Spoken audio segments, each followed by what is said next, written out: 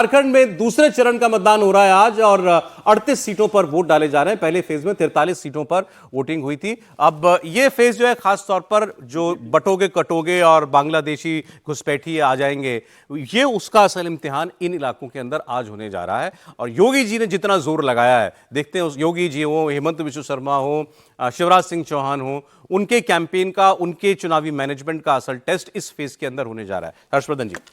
नहीं, मुझे लगता है कि झारखंड एक जिसको कहें कि जो हम लोग पहले भी चर्चा करते रहे कि राष्ट्रीय राजनीति की ओर पूरी तरह से जाएगा क्या। हालांकि वो जब से बना है तब सब राष्ट्रीय राजनीति की तरफ ही ज़्यादा गया।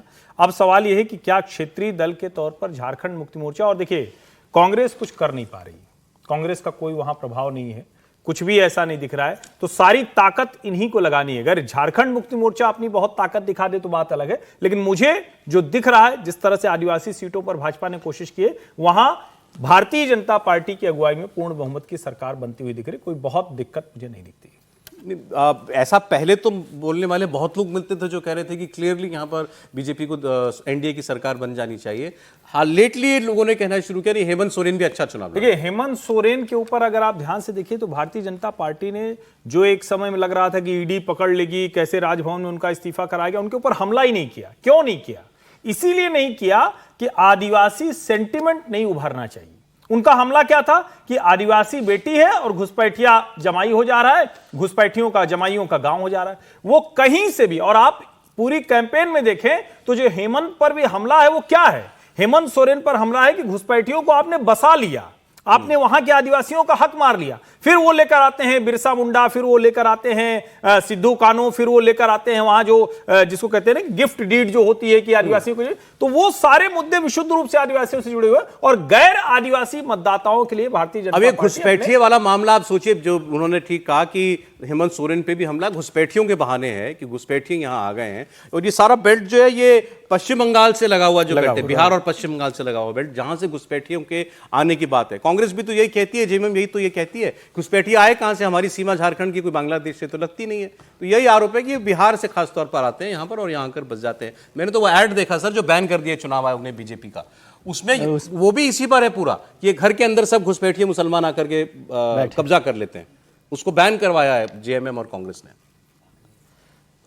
ये जो मुद्दा है घुसपैठियों का, ये बड़ा मुद्दा है, लेकिन भारतीय जनता पार्टी इस मुद्दे को कितना बना पाई है, ये इस पर नतीजे पर असर पड़ेगा। और भारतीय जनता पार्टी की जीत का एक बड़ा कारण ये हो सकता है, क्योंकि और देखिए जो मुख्यमंत्री हैं हेमंत सोरेन, उनके खिलाफ भारतीय जनता पार्टी, आप कहें भले ये कह सकते हैं कि रणनीति के तौर पर, लेकिन वो लड़ाई लड़ी नहीं पाई। उनको जो करप्ट चीफ मिनिस्टर बनाकर आपने जेल भेजा था, वो करप्शन पर तो आपने लड़ाई नहीं लड़ी, वो बना ही नहीं मुद्दा। और उसको लेकर जो लड़ाई लड़ सकते थे वहां पर आप गए नहीं, तो घुसपैठियों पर आ गए। और घुसपैठियों का कितना मुद्दा बन पाता, क्या आदिवासी इस मुद्दे को उसी तरह से स्वीकार कर रहे हैं, वो एक बड़ा इशू होगा। लेकिन पहला इतना तो बता दीजिए यहां पर कौन आगे दिख रहा है। लेकिन पहला एक चुनाव में देख रहा हूं जहां पर एक आदिवासी मुख्यमंत्री और एक राज्य के बाहर के सारे नेता चुनाव लड़ रहे हैं। इसमें गैर आदिवासी का चुनाव ही नहीं है। हेमंत बिश्व शर्मा, शिवराज जी, योगी जी, ये सब लोग हैं। आपको याद है कौन कौन लोग हैं भारतीय जनता पार्टी? चुनाव में कौन आगे दिख रहा है फिर भी आपको? भारतीय जनता पार्टी ने बेहतर किया है ऐसा लगता है। जीतेगा तो कौन आगे है? मैं एक लाइन जोड़ देता हूं सर, विजय जी जो कह रहे थे इसके अंदर कि हेमंत सोरेन कह करके भारतीय जनता पार्टी को बहुत फायदा नहीं हुआ, लेकिन उसी कारण तो चंपई सोरेन भारतीय जनता पार्टी में आ गए।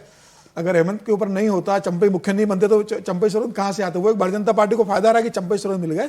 मुझे लग रहा है कि भारतीय जनता पार्टी और एनडीए वहां पर आजसू के साथ मिलकर पूर्ण बहुमत की सरकार बनाने वहां पर इस बार जा रही है, इसमें कोई दो राय नहीं। अरे आपने बस एक लाइन में, यूपी का नहीं आपसे पूछा भाई, 9 सीटों पर उपचुनाव हो रहा है आज, ज्यादा सीटें किसके पास जाती दिख? भारतीय जनता पार्टी जीतेगी 9 में से ज्यादा। मुझे 5-4 का जो परिणाम है वो आता दिख रहा है भाजपा के पक्ष में। भाजपा के पक्ष में 5 और 4 समाजवादी पार्टी।